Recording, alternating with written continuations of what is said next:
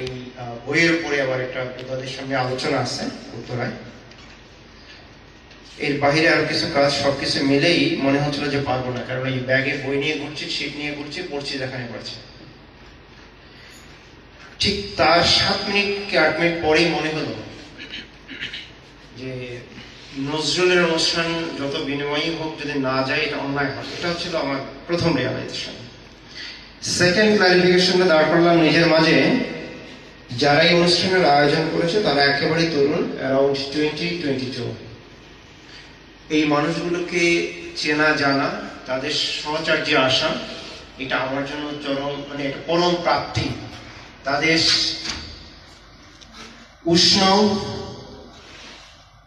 চিন্তাগুলোকে আমি ধারণ করবো, এই জন্যই আসা। তৃতীয়ত, আমার খুব প্রিয় দুজন ভাই, ইমদাদ ভাইকে আমি ঘরের মানুষ মনে করি, এই জন্য ভাইয়ের নাম নিলাম না, প্রত্যক্ষ পরোক্ষভাবে নিয়ে নিয়েছে অবশ্য।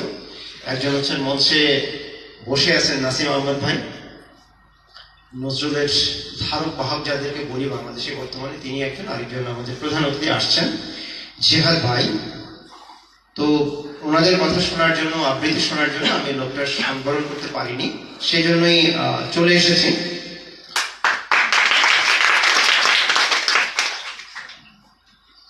আমি আলোচনাটা ঠিক এইভাবেই করবো। আমাদের ক্লারিফিকেশন, আমি কিন্তু বিতর্কের মধ্যে জড়াতে চাই না।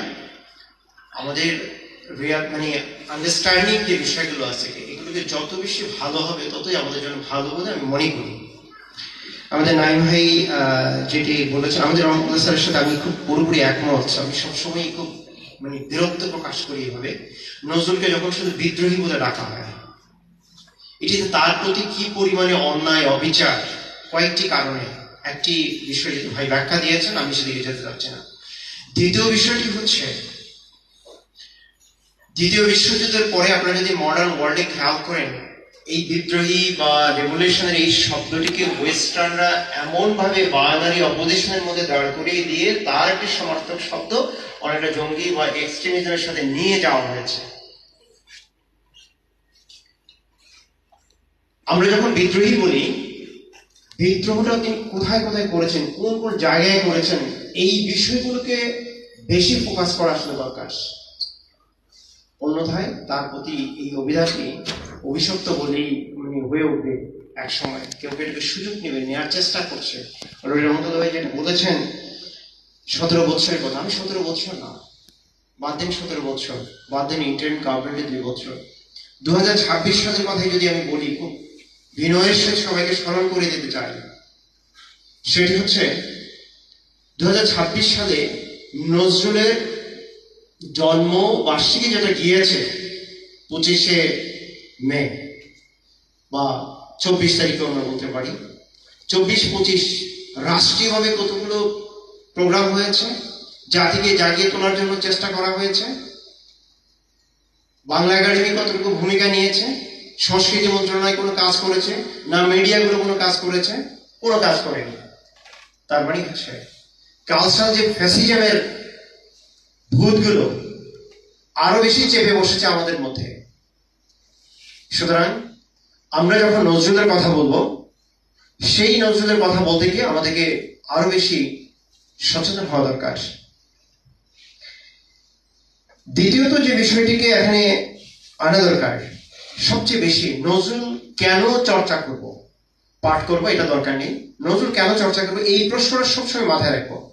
যে আপনারা যারা তরুণ আছেন, বিভিন্ন বিশ্ববিদ্যালয়ে কলেজের শিক্ষার্থী আছেন, সবার আগে আপনাদের এই ধারণা রাখতে হবে যে আমি আজকে অনুষ্ঠানে কেবলমাত্র কি রচনা প্রতিযোগিতায় অংশগ্রহণ করেছি, আবৃত্তি সংসদের সদস্য হিসেবে অংশগ্রহণ করেছি এই জন্যই এসেছি, না ভিন্ন কোনো কারণ আছে। যদি কারণটাকে আমি উপস্থাপন করতে না পারি, তবে কোনোভাবেই নজরুল চর্চার কোনো ফায়দা হবে না। আরেকটি বিষয় যোগ করবো, সবগুলো বিষয়ই আসলে আমার একাডেমিক আলোচনার ভিন্ন বিষয় ছিল, আমি সেদিকে সংক্ষেপে টানবো, কিন্তু কিছু বিষয় তরুণ প্রজন্মের সামনে তুলে ধরতে চাই।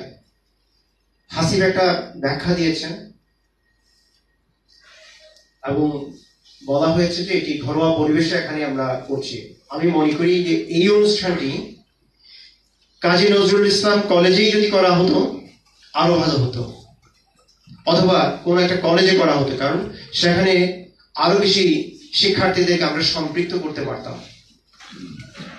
দ্বিতীয়ত, এই বিশ্ব সাহিত্য কেন্দ্রের মতো ফ্যাসিজমের জন্ম যারা দেয়, যারা কালচারাল অ্যাগ্রেশনের দিকে আমাদেরকে ধাবিত করে, সেই বিশ্ব সাহিত্য কেন্দ্রের মতো কলকাতা কেন্দ্রিক বুদ্ধি চর্চা কেন্দ্রে আমাদের এই প্রোগ্রাম করা মানে হচ্ছে এটা আমাদের জন্য লজ্জা। কারণ নজরুলকে আমরা তাদের হাতে তুলে দিচ্ছি, এটা আমাদেরকে ভবিষ্যতে মনে রাখতে হবে। আমি এটা বরাবরই বলে থাকি, প্রতিবাদ করি, এটা আমাকে খুব কষ্ট দেয়। নাইম ভাই যেটি বলেছেন, আমি আরেকটু কথা এই ক্ষেত্রে একটু আলোকপাত করবো, কারণ আমাদের স্বচ্ছ ধারণাগুলো খুব জরুরি দরকার। নজরুলকে আমরাই বাঁচিয়ে রাখছি, কথাটির সাথে আমি দ্বিমত করি সসম্মানে।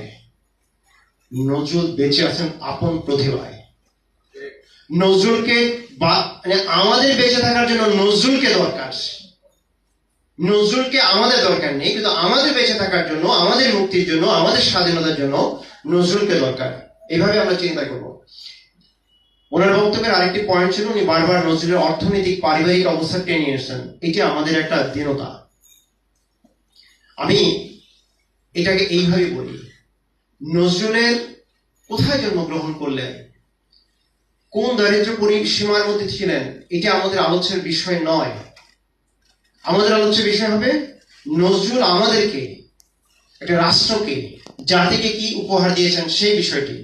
দুই, নজরুলের দারিদ্রতা নিয়ে যদি আমরা কথাই বলতে চাই, তাহলে নজরুলের নামের আগে যে কাজী আছে, এই কাজীটি কিভাবে আসলো, কেন এই কাজী এই উপাধির পরেও দারিদ্রের কষাঘাতে তিনি বিপর্যস্ত করে একটা অবস্থানে চলে আসছেন, কারা নিয়ে গেছেন, সেই ষড়যন্ত্রের মাত্রা যদি আমরা তুলে আনতে না পারি, তাহলে নজরুলকে ওই লেঠা দলের, ওই রুটির দোকানে, ওই মুয়াজ্জিন হিসাবেই আমাদেরকে রাখতে হবে। তৃতীয়ত হচ্ছে, আমরা অযাচিত ভাবে আমি রিকোয়েস্ট করবো, কখনোই অ্যানালজি করতে গিয়ে, তুলনা করতে গিয়ে, একজনকে বড় করতে গিয়ে, আর দরকার নেই আমরা রবীন্দ্রনাথকে এখানে টেনে নিয়ে আসার।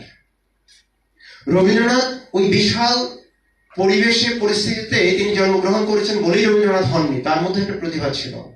সেই প্রতিভার মানসিকতা, মনন নিয়ে, মানুষ নিয়ে আমরা প্রশ্ন করতে পারি, মানুষের কল্যাণে কত কাজ করে, সেটা নিয়ে আমাদের গবেষণার বিষয় হতে পারে। যেমন আপনাদের মনে আছে, অনেকের যারা সিনিয়র সিটিজেন আছেন, আমরা সবে মাত্র দুনিয়াতে বলা যায় এসেছি। হোসাইন মাহমুদ এরশাদ যখন মানে ছিলেন, পরবর্তীতে শুনেছি টাকা দিয়ে তিনি নিয়মিত কবিতা লিখতেন। সেই কবিতা দু চারটা চরণ মানে আমাদের এই বয়সে শোনার সৌভাগ্য দুর্ভাগ্য যাই বলে হয়েছে। কিন্তু আপনারা কতজন জানেন, কতজন আমরা মানে যে এরশাদ একজন কবি বা তাকে ধারণ করি? তার মানে কি, অর্থনৈতিক অবস্থা থাকলেই, ক্ষমতা থাকলেই একজন মানুষ কবি হয়ে ওঠেন। জন কিটসের কথা বলি, দরিদ্রের এত সীমাই ছিল, 2 দিনে 1 দিনে খাওয়ার সুযোগ পেতেন। ছোটবেলা বাবা মারা গেছেন, মা মারা গেছেন, পরিবারের সবাই মোটামুটি 26 বছরের মধ্যে ভ্যানিশ হয়ে গেছে টিউবারকুলোসিস রোগে আক্রান্ত হয়ে। সেই পরিবারে জন কিটসকে এখনো আমরা চর্চা করি। তার মানে এটি হচ্ছে একটা প্রতিভার বিষয়, এটি হচ্ছে একটা পারিবারিক শিক্ষার বিষয়, এটি হচ্ছে আমি কিভাবে জনগণকে নিয়ে ভাববো তার একটি বিষয়। সেই বিষয়গুলি চর্চায় যদি আমরা নিয়ে আসি, তাহলেই নজরুলের রেখে যাওয়া যে আদর্শগুলো আছে সেটা কি কেমন হচ্ছে আমরা ক্যারি করে নিয়ে যেতে পারবো, অন্যথায় আমাদের পক্ষে সম্ভব হবে না। আমি দুঃখিত, হয়তো এই কিছু প্রাসঙ্গিক অপ্রাসঙ্গিক ক্রমে শুরুতেই কিছু কথা বলেছি। এবার আসেন, আজকের যে শিরোনামটি ছিল, সেই শিরোনামের উপরে আমি একটু আলোকপাত করি, আমার কথার ইতি টানবো। আশা করি আপনারা বিরত হচ্ছেন না। শিরোনামটি ঠিক করা হয়েছে যেভাবে, তারপরে আমি কিছুটা মডিফাই করেছি। প্রথমে বিদ্রোহী শব্দটা ছিল, আমি এটাকে কেটে ছেড়ে রেখে আমি কাজী নজরুল ইসলামের সমাজ চিন্তা কলম দিয়ে তারপর বলছি তারুণের আত্মপাঠ। তারুণের আত্মপাঠ, এই আত্মপাঠ শব্দটা আমাকে সবচেয়ে বেশি টেনেছে। এই শব্দগুলো আমরা ব্যবহার করতে চাই না। আত্মপাঠ মানে হচ্ছে আমাকে সেলফ স্টাডি করতে হবে, সেলফ রিসার্চ করতে হবে, সেলফ অ্যানালাইসিস এর মধ্যে যেতে হবে। এই জায়গাটাই আমরা যাব। নজরুল কোন কোন জায়গায় কাজ করেছেন সেটাই আমাদের যেতে হবে। নজরুলের আসলে মূল চিন্তার উপযোগ্য কি? শুরুতে একটা কথা বলি, নজরুল তার জীবন দর্শন দিয়ে, রাজনৈতিক দর্শন দিয়ে, সামাজিক দর্শন দিয়ে, অর্থনৈতিক দর্শন দিয়ে তিনি পৃথিবীতে 3টি স্বাধীন রাষ্ট্র উপহার দিয়েছি। সেটিকে আমরা আসলে খেয়াল করি? তার জন্মের পরে প্রথম বিশ্বযুদ্ধ পর্যন্ত, আমরা যদি বলি 1920 সাল পর্যন্ত, আপনি খেয়াল করবেন, কংগ্রেসে জন্ম হয়েছিল, তাবেদারি করার জন্য। তাকে চ্যালেঞ্জ জানিয়ে বঙ্গভঙ্গের মধ্য দিয়ে আমরা মুসলিম লীগ পেয়েছি ঢাকা শহর থেকে ইশারাত মঞ্জিলে, যেটিকে আপনারা সকল মধুর ক্যান্টিন বলেন, ফেলে দেন, মধুর ক্যান্টিন ফেলে দেন, ইশারাত মঞ্জিল স্টাবলিশ করেন, কারণ ওইটাই আপনার ইতিহাস। সেই মুসলিম লীগও এক সময় আপোষকামী হয়ে উঠছিল, বিশেষ করে সলিমুল্লাহ খানের মৃত্যুর পরে, যখন পারছে না তারা, আবার খেলাফত মুভমেন্ট দেখছি, নন কমিউনাল মুভমেন্ট আমরা দেখছি, সকলগুলি ব্যর্থ হচ্ছিল। সেই সময় ধূমকেতুর মতো আবির্ভূত হন কাজী নজরুল ইসলাম। তিনি তার সেখানে বলেই দিয়েছেন, ওই যে আমি স্বরাজ বুঝি না, আমি সরাসরি স্বাধীনতা বুঝি। আমি একটু পরে সেদিকে আরেকটু বিস্তারিত যাব। এই যে ঘোষণার মধ্য দিয়ে পৃথিবীতে একটা মানুষকে দেখাতো, মাত্র যার বয়স 30, তাকে বিশাল রাষ্ট্রের জাতীয় কবি হিসাবে স্বীকৃতি দেওয়া হয়। কারা দেন? অ্যালবার্ট হলে 1929 সালে। আমি আপনি দিইনি, এরকম কোন অখ্যাত মানুষরা দেননি। সেই সময়ে ভারত এবং মহাদেশে যারা লেড়ে গেলেন শিল্প, সাহিত্য, সংস্কৃতিতে, সেই মানুষগুলি তো দাঁড়িয়ে অ্যালবার্ট হলে দিয়েছিলেন। তারপরেই তো সুভাষচন্দ্রের মুখে আমরা শুনি, আমরা যদি যুদ্ধে যাই, যখন যুদ্ধে যাব, যখন আমরা জেলে যাব, যখন আমরা খাবারের টেবিলে যাব, ঘুমোতে যাব, যেখানেই যাব সেখানেই কেবলমাত্র আমরা নজরুলকেই দরকার হবে, নজরুলকেই পাঠ করবো, নজরুলই আমাদের চেতনার বাতিক। এটি আমাদেরকে মাথায় রাখতে হবে।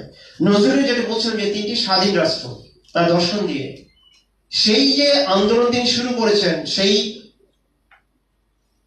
মুসলিম লীগ বলেন, কংগ্রেস বলেন, সবাইকে নাড়িয়ে দিয়ে নেতাজি সুভাষচন্দ্র সবাই এগিয়ে আসলেন যে আমরা পূর্ণ স্বাধীনতা চাই। সেই স্বাধীনতার বিনিময়ে আমরা আন্দোলনের মধ্যে কারণেই 1947 সালে আমরা পেয়েছি ভারত এবং পাকিস্তান, এবং 1971 সালে যে পাকিস্তানকে রেখে আমরা পেয়েছি বাংলাদেশ। তার মানে নজরুলের সে আহ্বান যদি না দিত, তাহলে এখন দুটো ঘটনা ঘটতো, হয়তোবা 1, আমরা 3টি স্বাধীন রাষ্ট্র পেতাম না, 2, বিশ্বে ব্রিটিশদের যে ঔপনিবেশিক শাসন ছিল তার অবসান ঘটতো কিনা আমি সন্দিহান। আপনারা একটু ইতিহাসে ঔপনিবেশিক শাসনের অবসান কখন, কোথায় প্রথম ঘটেছিল যদি দেখেন, 1947 সালে প্রথম ব্রিটিশ উপনিবেশদের অবসান ঘটেছিল এই ভারতীয় উপমহাদেশে। এরপরেই 1990 সালের মধ্য দিয়ে মোটামুটি ভাবে স্বাধীনতাটা, মোটামুটি ভাবে ঔপনিবেশিক শাসনের আজকের যে শাসনটা আছে এটা অনেকটা বিলুপ্ত হয়, নতুন নিউ কলোনিয়ালিজম আসে, সেটি এখানে আলোচ্য বিষয় নয়। দ্বিতীয়ত, নজরুলের সমাজ চিন্তার মূল উপজীব্য বিষয় ছিল মানুষ, এবং তার আরাধ্য সমাজ কাঠামো হলো সাম্যবাদ। আমি নাসির আহমেদ ভাইকে ধন্যবাদ জানাই, তিনি আজ থেকে 6 বছর আগে নজরুল একাডেমি থেকে আমার একটি ভুল সংশোধন করে দিয়েছেন। আমি সেই কথাটি আপনাদেরকে স্মরণ করি। তিনি বলছেন নজরুলের ক্ষেত্রে কখনো আমরা অসাম্প্রদায়িক এই চেতনা, এই শব্দটি ব্যবহার না করি। এরপরে আমি স্টাডি করি, তখন পর্যন্ত ভাইকে কখনো ধন্যবাদ জানানো হয়নি, কারণ বাংলাদেশে যারা অসাম্প্রদায়িক শব্দটি ব্যবহার করেন প্রত্যেকটি লোক সাম্প্রদায়িক, সিরাজ ইসলাম চৌধুরী সহ। মানে না মানে, ঠিক বলে না বলে, এটাই ঠিক। আপনারা তাদের চিন্তাগুলোকে একটু ঘেটে দেখেন। এত বড় পণ্ডিতদের বিরুদ্ধে কথা বলার সাহস আমাদেরকে দিয়েছেন কাজী নজরুল ইসলাম, দিয়েছেন ফরুক আহমদ। আমি প্রতিটি কথায় বলে থাকি, যেই কোনো বিপ্লবের ক্ষেত্রে নজরুল হচ্ছেন আমাদের প্রধান ইমাম, এটাকে সামনে রেখে আমাদেরকে এগোতে হবে। দ্বিতীয়ত আসেন আত্মপাঠের যে জায়গাটা আমরা যাব, নজরুল তরুণদেরকে কিভাবে আসলে তুলে ধরেছেন। যৌবনের গানে তিনি লিখেছেন যে বার্ধক্য এটি আসলে বয়সের ফ্রেমে বাঁধা যায় না, এটি মন দিয়ে করতে হয়। এই যে নাসিম ভাইকে দৌড়াচ্ছেন, মাঠে মাঠে দৌড়াচ্ছেন, নাসিম ভাইকে দেখলে মাঝে মাঝে মনে হয় যে ওনার হয়তো 20-22 বছর বয়স, যেভাবে জ্যাম কোনো কিছু খেয়াল করেন না, ঘেমে যান, তারপরেও হাসি মুখে নজরুলকে পাঠ করার জন্য, আবৃত্তি করার জন্য চলে আসেন, আমাকে উদ্বুদ্ধ করেন। যৌবনের সেই জায়গাটাই সেই জায়গাটাই আমাদেরকে চলে আসতে হবে। আমি কিছু কথা ছিল। তারপরে তার বিখ্যাত সেই কবিতা ছাত্র দলের গান, এটাকে পরবর্তীতে কেউ পলিটিসাইজেশন করার চেষ্টা করেছে, কিন্তু হালি খুব বেশি একটা পানি পায়নি। তো আমরা আশা করি আপনারা সেটাই নেবেন, যেখানে তিনি কথা বলেছেন, আমরা শক্তি, আমরা বল, আমরা ছাত্র দল, মোদের পায়ের তলায় মরছে তুফান, হ্যাঁ ঝড় বাদল। এই যে কথাগুলো আমরা একটু খেয়াল রাখবো। তারপরে আসেন নজরুলের এই যে তারুণ্যের চিন্তা আমরা বলছি বা সমাজ চিন্তার একটি বিষয় হচ্ছে অর্থনীতি, যে অর্থনীতি নিয়ে একটু আগে কথা বলার চেষ্টা করেছিলাম। তার কুলি মজুরকে আমরা কেন আসলে মাথায় নিয়ে আসছি না? আমরা একটা কথা কিন্তু বলি, আমি এটা আমার রিয়ালাইজেশনটা বলি, সেটা হচ্ছে কুলি মজুরকে যখন অ্যানালাইসিস করা হয় তখন মার্কসিস্ট পয়েন্ট অফ ভিউ থেকে করা হয়। কেন আপনি মার্কসিজমে যাবেন? সাম্যের কথা, শ্রেণী বৈষম্যের কথা, ধনী এবং গরিবের যে সম্পর্ক, এটিকে আপনার ধর্ম আপনাকে শেখায়নি। তাহলে আমরা কেন মার্কসকে ধার করতে হবে? সেটি অপ্রয়োজন। নজরুলের এই জায়গাটাই আমি বলে থাকি, তিনি তার যে জাতীয়তাবাদ, তার যে ধর্মনিরপেক্ষতাবাদ, এটি পশ্চিমা ফিসি কোন ধর্মনিরপেক্ষতাবাদের মধ্যে তিনি ছিলেন না। তিনি তার ধর্মনিরপেক্ষতা, জাতীয়তাবাদ এবং এই বৈষম্যহীন সমাজটাকে ধারণ করেছেন, এই বাংলার মাটি থেকে তিনি নিয়েছেন। তার যে ধর্ম বিশ্বাস ছিল সেই জায়গা থেকে, নির্যাস থেকে নিয়ে এসে তিনি সেটিকে তার মতো করে উপস্থাপন করেছেন আমাদের উপযোগী করে। এটি আমাদেরকে মাথায় রাখতে হবে। দ্বিতীয়ত হচ্ছে,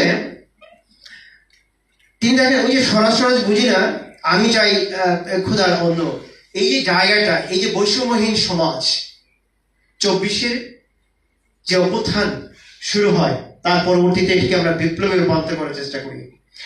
সেই বৈষম্য বিরোধী আন্দোলনের তারিখ লাগছিল, সেই বিষয়টাই আমাদেরকে আনতে হবে। আমি একটি কথা বলি, আপনারা মাঝে মাঝে খুব দ্বিধাদ্বন্দ্বে ভোগেন 24-কে দ্বিতীয় স্বাধীনতা বলতে। তারিক হাসি বলে গিয়েছিল, আমি বলি এটিকে দ্বিতীয় স্বাধীনতা আমি বিশ্বাস করি। কেন বিশ্বাস করি? 30 সেকেন্ডের একটা ব্যাখ্যা দিই। সেটা হচ্ছে 1971 সালে যে রাষ্ট্রটাকে বিনির্মাণের জন্য এই দেশের মানুষ জীবন দিয়েছিল, সেটি যখন 53 বছর ধরে আবারও নতুন একটা নব্য শাসকদের হাতে, নব্য অভিনিবেশকের হাতে আমরা নিষ্পেষিত ছিলাম, অর্থাৎ আমাদের স্বপ্নটা অধরা ছিল, স্বাধীনতাটা অধরা ছিল, তার বিরুদ্ধে দাঁড়িয়ে এই আপনাদের মতো তরুণরাই, আপনারাই সেদিন দাঁড়িয়ে 24-এ মুক্ত বাতাসে মুক্ত স্বাধীনতার কথা ভেবেছেন, অর্থাৎ নতুন আকাঙ্ক্ষার কথা ভেবেছেন, নতুন বাংলাদেশের কথা ভেবেছেন। কেউ নতুন বন্দোবস্ত শব্দটি শুনলে গায়ে চুলকানি আসে, তাদেরকে বলি বুঝবার চেষ্টা করুন, আমরা জিনজিরার আবদ্ধ থেকে মুক্ত বাতাসে ঘুরে বেড়ানোর জন্যই 24 এসেছি। এবং বিপ্লব কেন বলবেন? কেন